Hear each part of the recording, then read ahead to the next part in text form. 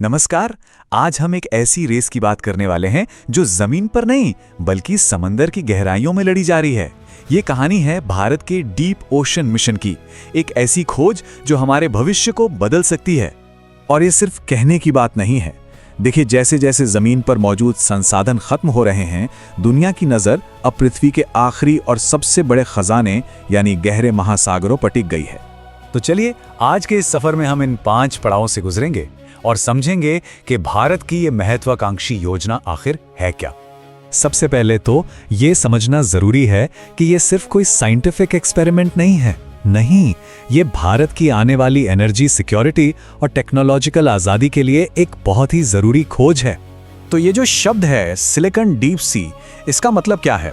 आसान भाषा में ये समंदर की तलहटी में छिपा वो खजाना है, वो मिनरल्स हैं जिनसे हमारे आज के इलेक्ट्रॉनिक्स, सेमीकंडक्टर्स और ग्रीन एनर्जी की टेक्नोलॉजी चलती है।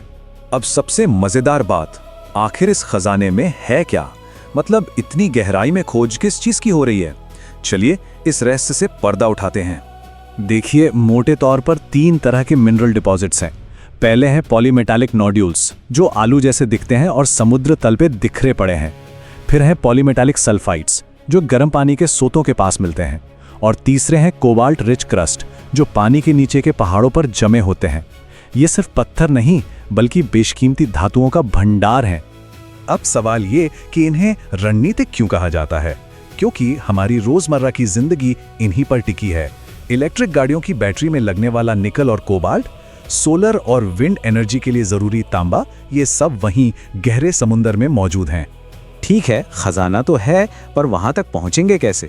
यहीं पर एंट्री होती है भारत के बहुत बड़े और महत्वाकांक्षी डीप ओशन मिशन की। और इस मिशन का स्केल आप इस नंबर से समझ सकते हैं, 4000 करोड़ रुपए। ये दिखाता है कि राष्ट्रीय स्तर पर इस मिशन को कितनी गंभीरता से लिया जा रहा है। जरा सोचिए, 6000 मीटर नीचे ये इतनी गहराई है जहां दबाव सतह के मुकाबले 600 गुना ज्यादा होता है।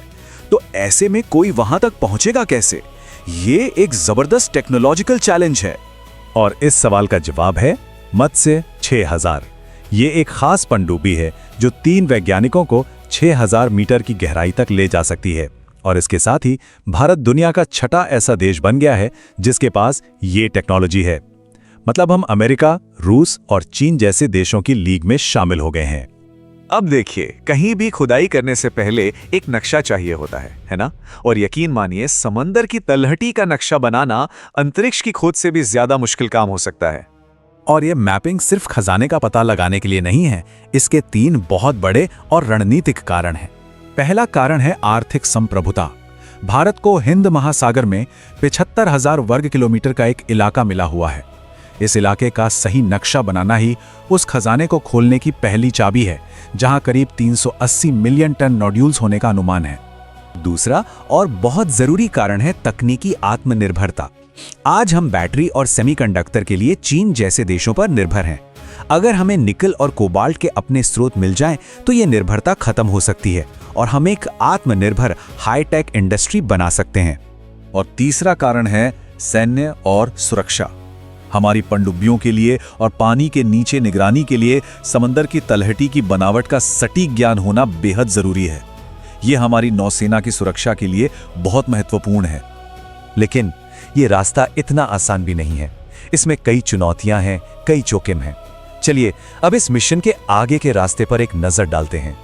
अगर हम भू राजनीतिक माहौल को देखें तो हिंद महासागर में एक तरह की शतरंज बिछी हुई है। जहां भारत की ब्लू इकोनॉमी की रणनीति समुद्री संसाधनों के सही इस्तेमाल पर जोर देती है, वहीं चीन की मौजूदगी और उसके इरादे एक अलग कहानी कहते हैं। तो यहां एक बहुत बड़ी दुविधा है। एक तरफ जबरदस्त आर्थिक मौके हैं, टेक्नोलॉजी की जरूरत है, लेकिन दूसरी तरफ गहरे समुद्र के इकोसिस्टम को लेकर चिंताएं भी हैं। ये एक ऐसा इकोसिस्टम है जिसके बारे में हम अभी बहुत कम जानते हैं। और इसीलिए भारत का लक्ष्य सिर्फ माइनिंग करना नहीं बल्कि सस्टेनेबल माइनिंग करना है। यानी ऐसी टेक्नोलॉजी विकसित करना जिससे पर्यावरण को कम से कम नुकसान हो।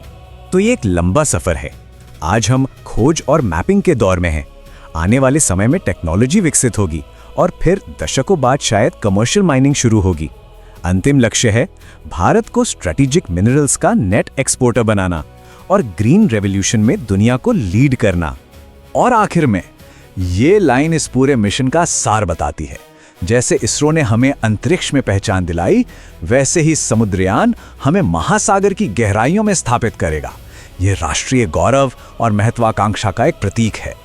तो सवाल यही है कि क्या समंदर की ये अंधेरी और शांत दुनिया ही भारत के भविष्य की नई कहानी लिखेगी? ये एक ऐसा सवाल है जो हमें अवसर और अनिश्चितता दोनों के बारे में सोचने पर मजबूर करता है।